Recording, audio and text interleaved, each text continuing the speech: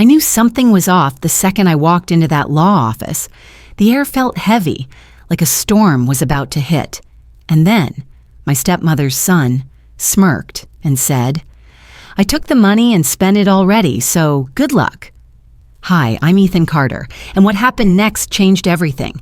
Because what she didn't know, my father saw this coming, and he left behind a trap so brilliant it destroyed her entire plan. What would you do if someone stole what was rightfully yours? Drop a comment below and let's talk about it. I stepped into Greaves & Associates, a prestigious law firm nestled in the heart of Manhattan, the air thick with old money and silent judgment. The heavy mahogany doors swung shut behind me, sealing me into a room that reeked of power and control. The scent of polished wood and leather-bound books clung to the air, mixing with the faint trace of cigar smoke that had likely settled into the furniture over decades. At the far end of the long conference table, Ryan Calloway, my stepbrother, lounged in a way that suggested he owned the place. His tailored suit hugged his lean frame perfectly, the Rolex on his wrist catching the afternoon light. His confidence was nearly suffocating. "Little brother," he drawled, flashing a smirk that made my stomach churn. "I didn't think you'd bother showing up. Figured you already knew how this would go." I ignored him, keeping my expression neutral. We had never been close. Not when we were kids. Not when we were forced to share a father. And certainly not now. Across from Ryan, Jonathan Greaves, our father's longtime attorney, sat with an air of professional detachment. His salt and pepper hair was neatly combed back, and the crisp navy blue suit he wore gave him an air of quiet authority. He cleared his throat, adjusting his glasses as he flipped through the thick stack of documents in front of him. "Thank you both for coming," he said, his voice steady and measured. "As you are aware, William Carter's passing has necessitated the execution of his last will and testament." I kept my face blank, my hands clasped together on my lap. I had no illusions about this meeting. My father and I had a complicated relationship, if you could call it that.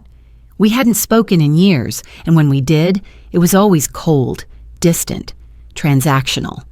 He had never been a father in the sentimental sense, just a man who expected obedience and results. I wasn't here for the money. I was here out of respect. Ryan, on the other hand, was practically vibrating with anticipation. "Let's just get to the good part," he said lazily, waving a hand. "We all know how this is going to go." Greaves raised an eyebrow but said nothing, merely sliding a document across the polished table. Ryan didn't bother reading it. Instead, he leaned back, grinning. "You know," he said, turning toward me, "I figured I'd do you a favor and get my inheritance early. 6 months ago, Dad agreed to release my share. I already spent it, of course, but you'll be fine. I'm sure dear old Dad left you something." I froze. "What?" I turned to Greaves, expecting some kind of clarification. My father would never have just handed Ryan a fortune, not without ironclad conditions. Greaves didn't react to Ryan's words. Instead, he merely folded his hands in front of him and regarded Ryan with the kind of patience reserved for children who had made a very, very big mistake. Ryan, oblivious, laughed. "God, you should have seen my place in Miami. Had a yacht, a beach house, the whole thing. Blew through the money in 6 months, but, easy come, easy go." I narrowed my eyes. Something wasn't right. My father had always been calculating, borderline paranoid when it came to money. He didn't trust anyone, not even his own blood. The idea that he would have willingly given Ryan his inheritance early, without safeguards, didn't track. Greaves finally moved, reaching into his briefcase. He pulled out a folder, thick, official-looking, and slid it across the table toward Ryan. "You might want to read this first," he said, his tone almost amused. Ryan's smirk faltered. For the first time since I walked into the room, his confidence wavered. "What's this?" he asked, though there was a tightness in his voice now. Greaves didn't answer. He simply sat back and watched. Ryan hesitated, then flipped open the folder. The moment his eyes landed on the first page, his entire demeanor changed. The arrogance drained from his face. His fingers tightened around the edges of the paper as his gaze scanned line after line, realization dawning like a slow-motion train wreck. His breath hitched. I didn't know what was in that document, but I knew one thing for certain. It wasn't good for him. Ryan swallowed hard, his Adam's apple bobbing. What the hell is this? Greaves tilted his head slightly, watching him with something almost akin to amusement. That, Mr. Calloway, he said smoothly, is what we in the legal profession call a trap. I could feel it, the shift in the room, the way Ryan's world was starting to crack beneath him. Whatever game he thought he was playing, he had just realized he was losing. And for the first time in years, I felt something that almost resembled satisfaction. Across from me, Ryan clenched his jaw, his hands trembling as he turned to the next page. Whatever was coming next, he wasn't ready for it. And I was just getting started. Ryan's hands gripped the edges of the document so tightly that his knuckles turned white. His confident smirk had vanished, replaced by a clenched jaw and a deep furrow between his brows. "What the hell is this?" he hissed, his voice strained as if he were physically choking on the words. I didn't respond. I didn't need to. Whatever was in those papers was already doing the damage for me. Greaves, ever composed, adjusted his glasses and leaned back in his chair, watching Ryan with an air of quiet amusement. "That, Mr. Calloway, is the legal agreement your father drafted regarding your supposed inheritance," he said smoothly. "I suggest you read it carefully." Ryan's fingers trembled slightly as he flipped to the next page, his eyes darting back and forth, scanning the dense legal language. A muscle in his jaw twitched. His breathing was coming in shorter bursts now. "This is bullshit," he spat, slamming the folder shut. This can't be real." "Oh, it's very real," Greaves said, his voice as steady as ever. "And legally binding." The room felt smaller, the air pressing in as Ryan shifted in his chair, his usual arrogance nowhere to be found. I watched him closely, taking in every flicker of emotion that crossed his face. Denial, confusion, fear. He wasn't just reading legal jargon. He was reading his own downfall. Ryan swallowed hard and turned toward Greaves, forcing a laugh that sounded hollow, unnatural. "I don't understand. You're telling me that the money I took wasn't my inheritance?" Greaves nodded. "Correct. What you received 6 months ago was not part of your father's actual will. It was a separate trust, a legal mechanism to determine whether you were capable of handling a real inheritance." Ryan blinked. "A test?" "Precisely." Greaves leaned forward, lacing his fingers together. "Your father suspected that, given the opportunity, you would try to access your inheritance early. So he had his legal team set up a decoy trust with conditions he knew you wouldn't bother reading." Ryan stared at him, silent for a long moment before exhaling a humorless laugh. "That's insane." "Is it?" I finally spoke, tilting my head slightly. "Because it sounds exactly like something Dad would do." Ryan turned his glare toward me, his nostrils flaring. "Shut the hell up, Ethan." I just shrugged, keeping my expression neutral. I wasn't the one who had walked into a trap of my own making. Greaves continued, flipping through a few more pages of the document. "Had you read the terms, Mr. Calloway, you would have noticed a rather important clause. If the assets in the decoy trust were depleted before Mr. Carter's passing, the beneficiary would be automatically disqualified from receiving anything further." Ryan paled. Greaves closed the file with a crisp snap, meeting Ryan's gaze. "In other words, Mr. Calloway, by spending that money, you forfeited any claim to your father's actual estate." Silence. For a brief moment, I swore I could hear the distant hum of traffic through the windows, the faint ticking of the clock on the far wall. Then, Ryan exploded. "You're lying!" He shot up from his chair so fast that it scraped against the hardwood floor. "This is a scam, a legal trick. You can't just—" Greaves simply lifted a single finger, cutting him off. A quiet, controlled motion, but somehow more effective than a shouted retort. "I assure you, Mr. Calloway," Greaves said, his voice steady, "this is neither a scam nor a trick. Your father's estate was handled with absolute precision. Every step was documented, every clause legally sound." Ryan's breath came fast and shallow. He shook his head, gripping the table's edge as if trying to steady himself. I spent it, he whispered. A confession, whether he realized it or not. Greaves exhaled slowly, as if he had been expecting that. Yes, and as per the conditions of the trust, you are now legally obligated to repay every cent. Ryan's head snapped up. Repay? His voice cracked slightly. I don't have it anymore. His hands balled into fists. He looked at me then, his expression shifting into something almost feral. You knew, he accused. I raised an eyebrow. Knew what? That this was a setup. He jabbed a finger in my direction, his face turning red. You and Dad, you did this together. You wanted to screw me over. I couldn't help it. I laughed. A slow, quiet chuckle that made Ryan's eyes flash with rage.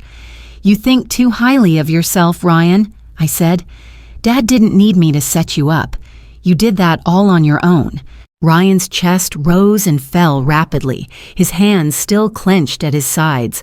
I had never seen him like this before, desperate. Greaves sighed, gathering his papers. Mr. Calloway, if you'd like to challenge the validity of the trust in court, you're welcome to do so. However, I strongly advise against it. Ryan glared at him. Why? Greaves smiled slightly. Because it will not only fail, but the legal costs will bury you even further. Ryan's lips parted slightly, but no words came out. He looked down at the document in front of him as if it were a death sentence. I sat back in my chair, watching him, waiting. Then, without another word, he shoved the folder away, turned on his heel, and stormed out. The office door slammed shut behind him, the sound echoing through the room. I let out a slow breath, then turned to Greaves. He's not going to let this go, I murmured. Greaves adjusted his cuffs, unfazed. Number he won't. I tapped my fingers against the polished wood, my mind already shifting gears. Then I need to know what he's been up to these past 6 months. Greaves studied me for a moment before nodding slowly. I'll have my team pull his financial records, he said, but I suspect you won't like what you find. I exhaled, already bracing myself for whatever came next, because if there was one thing I knew about Ryan Calloway, it was this. He never accepted defeat, and that made him dangerous. I sat alone in my penthouse, the glow from my laptop screen casting long shadows across the darkened room. The city skyline stretched out beyond the floor-to-ceiling windows, the hum of New York's nightlife, a distant murmur against the silence. The whiskey in my glass remained untouched, forgotten. My focus was locked on the spreadsheets, transaction histories, and bank statements spread across my desk, documents my father had meticulously kept but had never shared. I had spent the last few hours digging through them, and the deeper I went, the worse it got. The numbers didn't lie. My father had always been careful, obsessively so, when it came to his wealth. Every dollar accounted for, every transaction verified. But now, staring at these records, I saw irregularities, small at first, subtle shifts, missing amounts that could have been overlooked by someone less meticulous. Then the patterns began to emerge. Money had been vanishing, not in obvious chunks but in consistent calculated movements. A few $1,000s redirected here, a small but steady withdrawal there. It was hidden just well enough that a casual glance wouldn't pick up on it. But my father hadn't been one for casual glances. I exhaled sharply, rubbing my temples. Ryan. This wasn't just about inheritance anymore. I picked up my phone and dialed. The call was answered on the second ring. Ethan, this is a surprise. Hey, Cole, I said, keeping my voice casual. I need a favor. Cole Bennett had been a banking analyst for years, working with high net worth clients. He knew how money moved, and more importantly, he knew how to track it. There was a brief pause on the other end of the line. Let me guess. Ryan? I smiled grimly. You always were good at this. Cole sighed. What am I looking for? Shell companies, offshore accounts, any financial movement under his name or anyone closely tied to him. I need to know where the money went. There was a beat of silence before Cole responded, his voice dropping into something more serious. Give me a few hours. I ended the call, setting my phone down beside me. The screen dimmed, reflecting my expression. Cold, determined, calculating. Ryan had spent years lying, stealing, and scheming. But this wasn't just reckless spending. This was something far more dangerous. And if my instincts were right, Ryan hadn't just stolen from my father. He had built something much bigger. The email from Cole arrived at 1:17 a.m. I clicked the attachment, my pulse steady but expectant. A document opened, packed with spreadsheets, names, transaction dates, and company filings. Then I saw it. 11 companies, all of them tied to Ryan Calloway in some form. Some were directly under his name, others hidden under third-party ownerships, false directors, offshore accounts. But the pattern was unmistakable. These weren't real businesses. They were shells, fake corporations designed to move money without scrutiny, laundering. I leaned back in my chair, exhaling slowly. Ryan hadn't just burned through his inheritance. He'd been washing money through my father's financial empire for years. I scrolled through the transactions, my jaw tightening. He had borrowed against company assets, withdrawn funds through questionable loan agreements, and used a network of dummy corporations to funnel money in and out of accounts overseas. This wasn't carelessness. This was premeditated theft, and my father had either suspected it or knew about it outright. It made sense now. The fake trust, the conditions, the legal trap. My father must have seen the signs long before I did. He had built one final test, hoping that Ryan would expose himself, and he had. Brilliantly. A slow, humorless smile curled at the edge of my lips. Ryan had been so sure he had won, but he had played right into our father's hands. I sat there for a long time, staring at the evidence laid out before me. I could take this to the authorities right now. One call, one email, and Ryan's financial house of cards would come crashing down around him. But something held me back. Not hesitation, not doubt, curiosity. Ryan had thought he won, until today. But even now, after learning that he had lost everything, he hadn't collapsed. He hadn't accepted defeat. He had left that law office furious, but not broken, which meant he still had a card left to play. I needed to know what it was. I needed to know what Ryan would do next, so I made my choice. I wouldn't act, not yet. I would watch, and when he made his move, I'd be there, waiting. The club was dimly lit, bathed in the soft red glow of expensive chandeliers. The bass-heavy music thumped in the background, but the private booth in the back was insulated from the worst of it, cocooned in an illusion of secrecy. Ryan Calloway sat across from Leon Castillo, his most trusted enforcer, or at least the one he paid the most. Leon's massive frame filled the leather seat, his broad hands wrapped around a glass of whiskey, untouched. His dark eyes flicked toward Ryan, unreadable. Ryan leaned in, voice low but urgent. "We're leaving tonight." Leon raised an eyebrow. "We?" Ryan's fingers drummed against the polished wood of the table, betraying his impatience. "I need your help. Everything's been set up. Private jet, fake passports, clean IDs. We'll be out of the country before they even realize I'm gone." Leon exhaled slowly, swirling the amber liquid in his glass. And my cut. Ryan's jaw tightened. They had worked together for years. Leon had handled the dirty work, ensuring debts were paid, problems were erased, and loose ends stayed tied. But loyalty in this business was only as strong as the last paycheck, and Ryan knew that better than anyone. "It's waiting for you," Ryan assured him. "A safe deposit box in Bogota. You'll get everything I promised." Leon studied him, his expression unreadable. "That so?" Ryan forced a smile. "Have I ever screwed you over?" Leon didn't answer. The silence stretched between them. Ryan needed Leon on his side, but he could feel the shift, the faintest crack in trust. Leon wasn't stupid. He knew Ryan was running, that things had gone sideways fast, and when people ran, they made mistakes. Leon finally took a slow sip of whiskey, then set the glass down carefully. "I'll drive you to the airport," he said. Ryan exhaled in relief.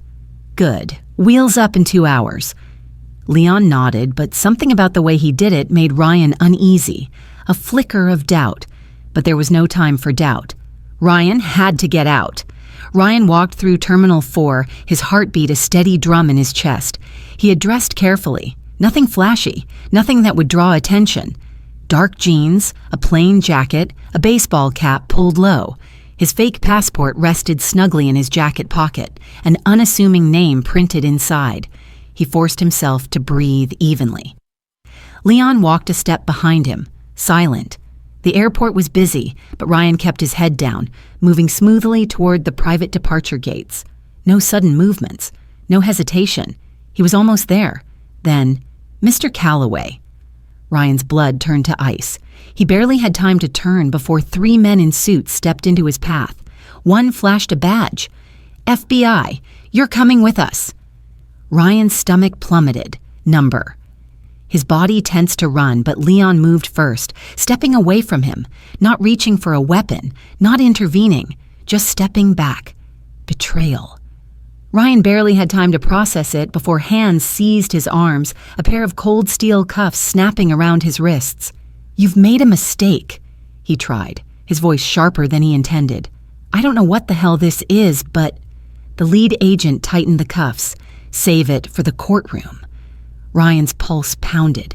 His mind raced. This wasn't supposed to happen. His plan had been airtight.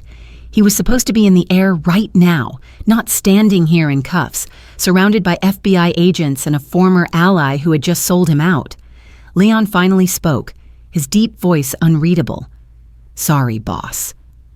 Ryan wanted to lunge at him, but the agents were already pulling him toward the side exit, toward a waiting black SUV.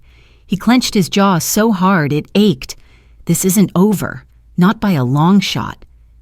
I sipped my coffee, staring at the muted television screen. The morning news anchor was speaking, but I was barely listening. My attention locked on the image displayed behind her. Ryan Calloway, handcuffed, surrounded by federal agents, shoved into the back of an unmarked vehicle. I leaned back in my chair, exhaling slowly. It had happened even faster than I expected. Ryan had panicked, and panicked men made mistakes. He had tried to run, and now he was exactly where he belonged. But I knew my stepbrother. Ryan wasn't the type to accept defeat. He would fight. He would claw for every scrap of leverage he had left, and I had a feeling this was only the beginning. The envelope was waiting for me when I stepped into my penthouse. It sat on my desk unmarked, except for my name scrawled in ink across the front. No return address, no postage, no indication of how it had gotten there. I picked it up carefully, turning it over in my hands before sliding a letter opener under the flap. A single card slipped out, fluttering onto the polished wood. A joker. I stared at it for a long moment before noticing the small slip of paper tucked inside. "You think this is over? I still have friends." A cold weight settled in my chest. Ryan may have been locked up, but he wasn't out of the game. I took a slow breath, forcing my mind to stay clear. This was a message, not just a threat. It meant Ryan still had people on the outside, people willing to act on his behalf. The thought didn't sit well. I reached for my phone and dialed Greaves. He picked up on the second ring. "Did you see the news?" he asked before I could speak. "Yeah," I said, my eyes still on the card. "Ryan's in Rikers, but that doesn't mean he's out of moves." There was a pause on the other end. "What happened?" I exhaled through my nose. "I just got a message. No name, no return address. Just a joker card and a note." Greaves didn't answer right away. When he spoke again, his tone was measured. He had contingencies. Of course he did. Ryan wasn't the type to go down without an escape plan. The question was, who was still working for him? That night, I was woken by the sharp, piercing wail of my security alarm. My heart slammed against my ribs as I threw off the covers and grabbed the gun from my bedside drawer. The alarm system was state-of-the-art, wired into motion sensors, reinforced locks, and multiple panic buttons. Someone had tried to breach the front door.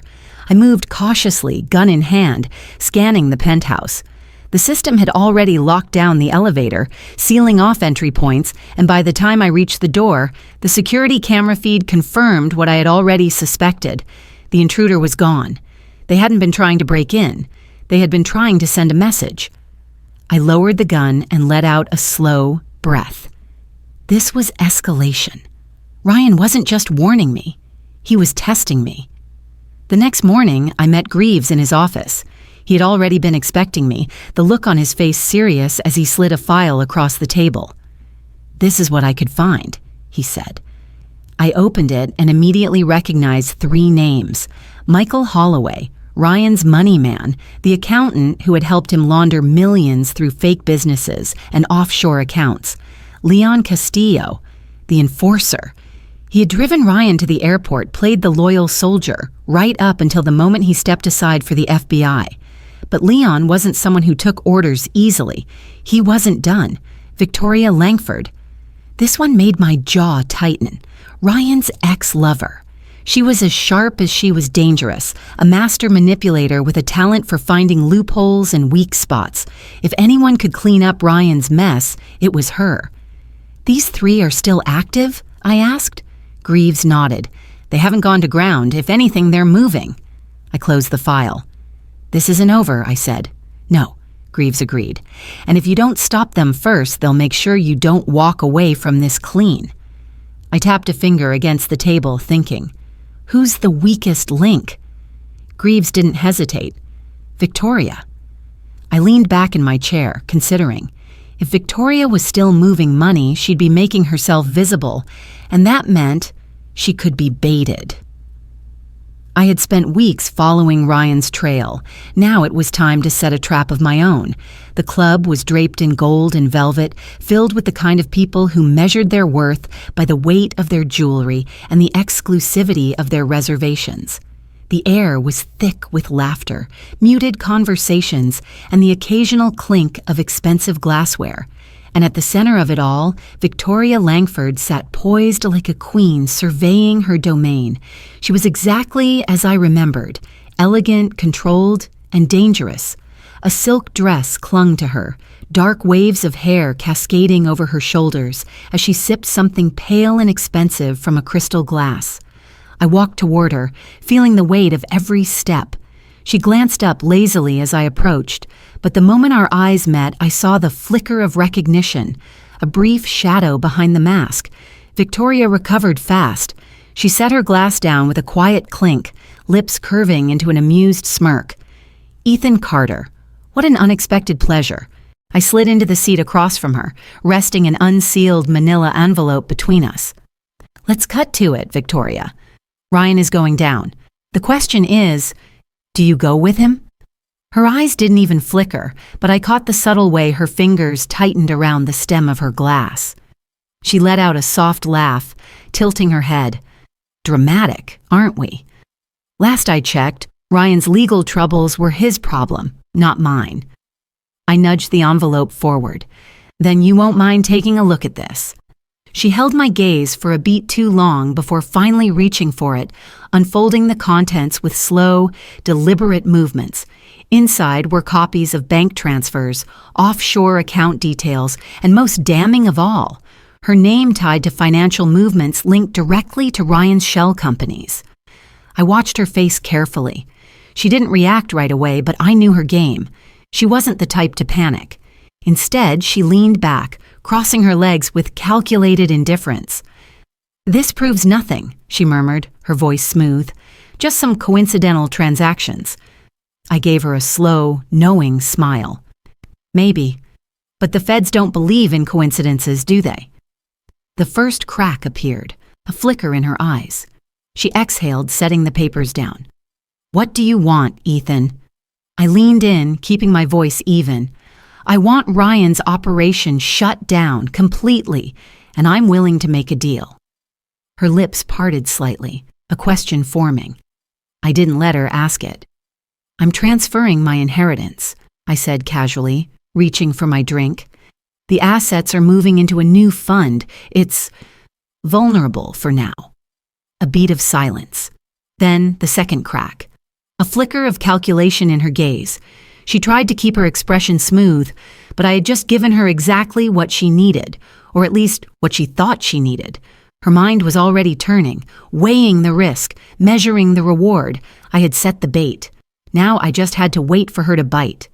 It didn't take long. 36 minutes after I left the club, Victoria made the call. The FBI had a trace on her number. The moment she dialed Michael Holloway's burner phone, we knew. "We have movement," an agent confirmed in my earpiece. I stood in the surveillance van, watching as Victoria's phone records flashed onto the screen. The text she sent was brief, but it was enough. "Ethan's inheritance is moving. We need to act now." Michael responded less than a minute later. "Meet me tomorrow, same place." 11 a.m. I exchanged a glance with the lead agent. "Can you track where he's texting from?" The tech analyst nodded. "Give me a second." "Got it." He turned the laptop toward me, and my stomach tightened as I saw the location tag. Michael was in Brooklyn, and now we had him. The next morning, Victoria arrived at the designated meeting spot, a sleek private office downtown. She didn't know the FBI had already wired the room. She didn't know we had cameras watching every move. She didn't know that the moment Michael walked through the door, he was walking straight into a trap. But she would, soon. Michael Holloway paced the length of the warehouse, his heartbeat pounding in his ears. The place reeked of oil, rust, and sweat, its metal walls groaning softly against the late-night wind outside. The Brooklyn warehouse had served its purpose for years, an untraceable safe house, a place to clean money, make deals, disappear when needed. But now, it was a prison. Michael wiped a trembling hand across his forehead, his mind racing. They were running out of time. The text from Victoria had been the final nail in the coffin. Ethan Carter was playing a different game. The inheritance, the bait, they had all walked into it like idiots. And Ryan was rotting in Rikers while the rest of them were left scrambling. A door slammed open, sending a sharp echo through the empty space. Michael whirled, every muscle in his body tensing as Leon Castillo strode in.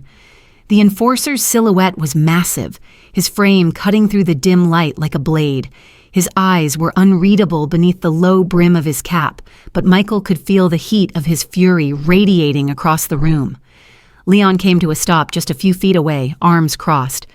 "You've been acting nervous, Mike." Michael forced a laugh, but it came out thin and shaky.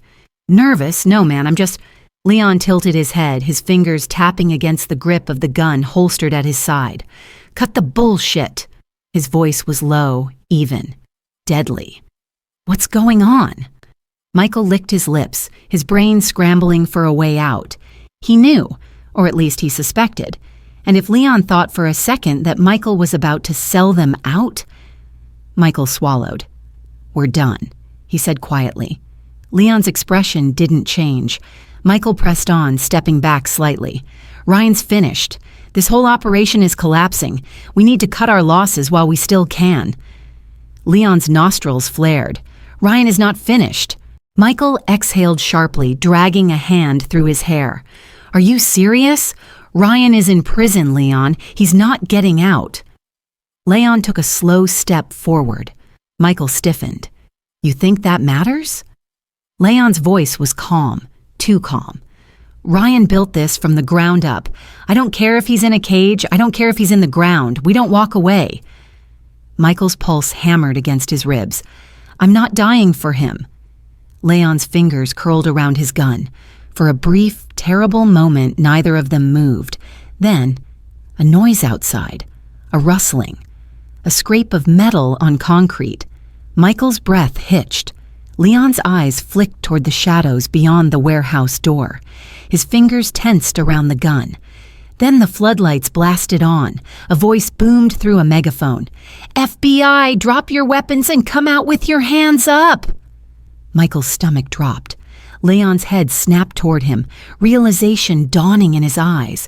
Michael barely had time to move before Leon lunged. Gunfire erupted. Michael hit the ground, throwing his hands over his head as bullets shredded through crates, sending splinters flying. Leon was a machine, his gunfire fast, precise, unrelenting. He moved like a soldier in a war zone, ducking behind cover, returning fire with deadly efficiency. The warehouse exploded into chaos. The FBI's tactical team poured in, their weapons trained, barking commands over the thunder of gunfire. Michael crawled toward a stack of metal drums, shielding himself as the firefight raged. "Castillo, drop the weapon!" Leon snarled in response, firing another burst toward the agents, forcing them back for a split second. Michael made his choice. He scrambled to his feet, throwing his hands in the air. "Don't shoot! I surrender! I surrender!" Leon's rage turned on him instantly. "You piece of—" He barely got the words out before a bullet punched into his shoulder, sending him sprawling. Michael froze, his heart hammering as Leon collapsed, the gun slipping from his fingers. An agent rushed forward, pinning him down, slapping cuffs on his wrists. Leon groaned, bleeding out onto the concrete. Michael's legs felt weak as two agents yanked him toward a waiting SUV. His mind was racing. Ryan's empire was crumbling, and he wasn't going down with it. Hours later, I was sitting in my penthouse when my phone rang. Greaves. I picked up, already knowing what he was about to say. "It's happening." I set my glass down. "Ryan's trial. It's about to begin." I exhaled slowly, staring out over the city skyline. It was time to finish this. Ryan Calloway walked into the Manhattan Supreme Courtroom in handcuffs, dressed in an orange prison jumpsuit, and still, he smirked. I sat in the front row, watching him as he entered, his stride deliberate, his expression cool, confident, as if he hadn't spent the last few weeks rotting in Rikers, as if the walls weren't closing in around him, as if he still thought he could win. Ryan turned slightly, scanning the room, and when his gaze locked onto mine, his grin widened.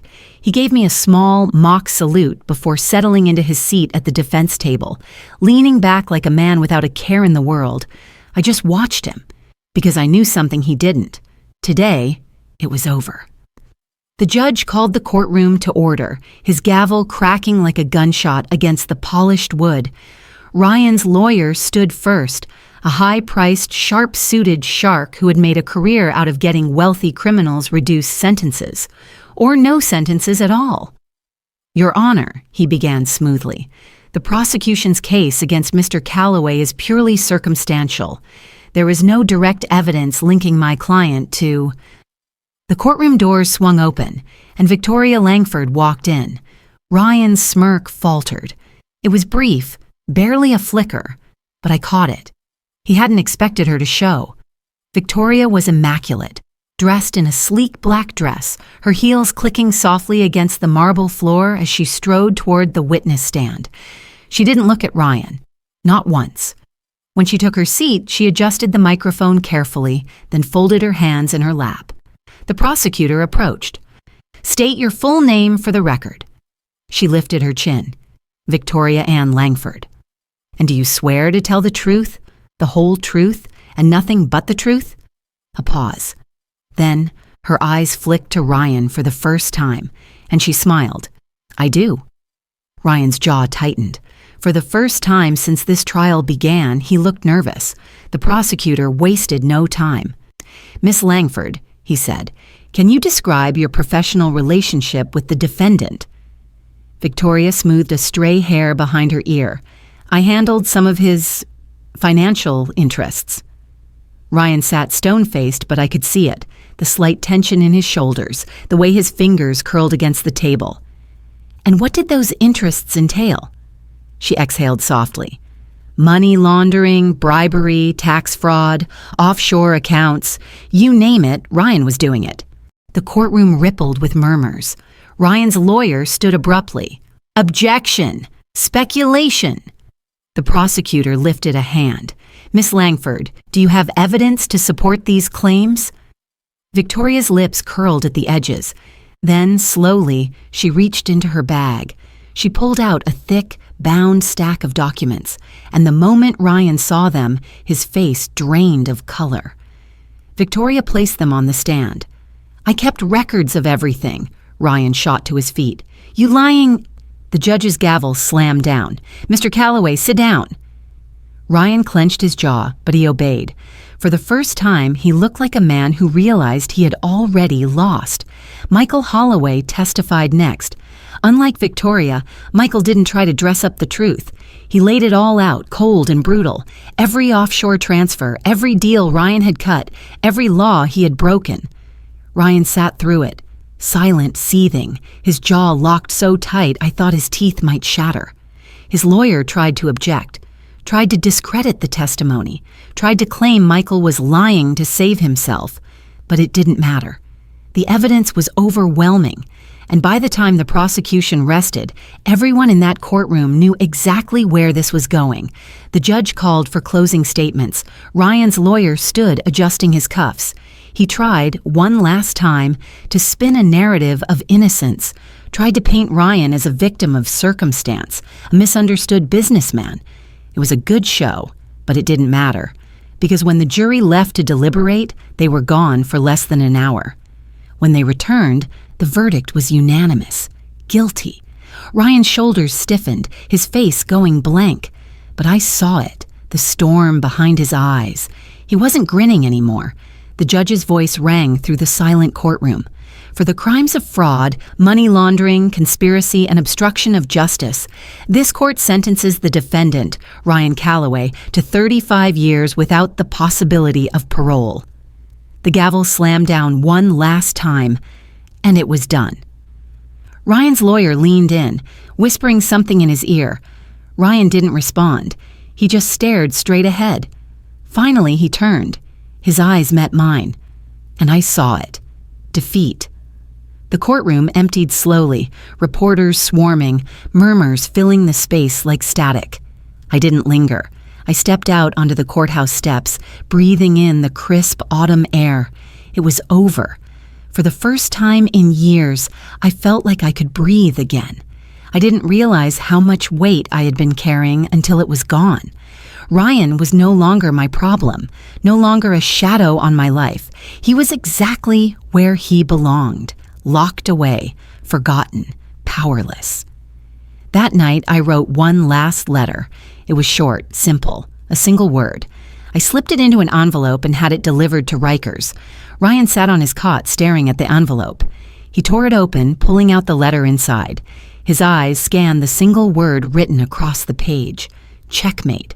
Ryan's hands tightened around the paper, crushing it in his fists. He slammed it onto the ground, his chest rising and falling, his pulse pounding in his skull.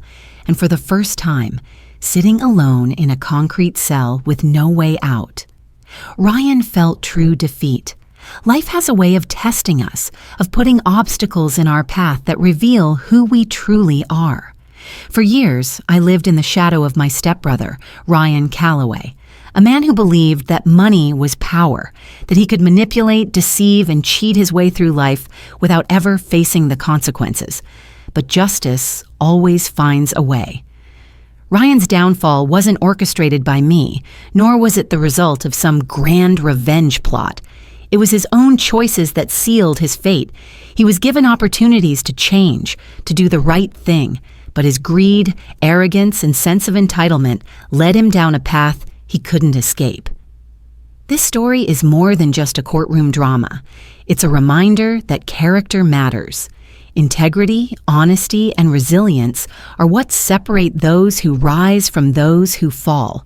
No amount of money, no web of lies, no manipulation can protect someone forever. Eventually, the truth will catch up. And so, I leave you with this thought. What defines true success? Is it the wealth we accumulate or the legacy we leave behind? How do we handle adversity? Do we face it with honor or do we run from our mistakes? Are we building a life on trust, respect, and hard work, or just chasing shortcuts? If Ryan's story teaches us anything, it's that shortcuts come at a price. And when the bill arrives, it's always higher than we expect. Now, I want to hear from you. If this story resonated with you, drop a 1 in the comments or tell me where you're watching from. If you didn't connect with it, let me know why. I welcome all perspectives. And if you've ever faced a challenge that forced you to stand your ground, share your experience below. Your story might inspire someone else. And before you go, if you found value in this video, make sure to subscribe. Join this community and be the first to hear the next story that just might change your perspective. Until next time, remember, the choices we make define the future we create.